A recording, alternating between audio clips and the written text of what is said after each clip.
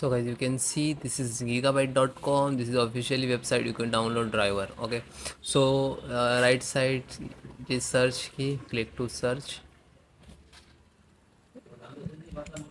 then Z890 Z890 UD, and then hit enter. Then you can see here the product.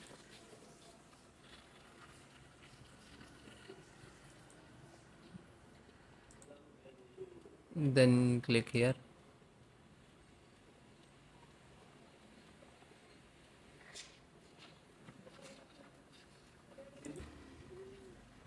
Then click to support.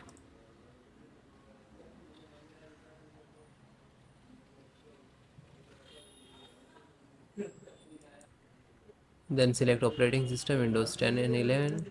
If you have a Windows 10 now, so you can install that, but follow this same method because installation process same.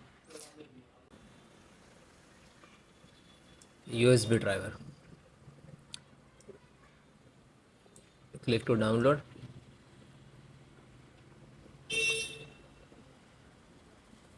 and just single click to open. You can see here USB, and then click to yes, USB connector,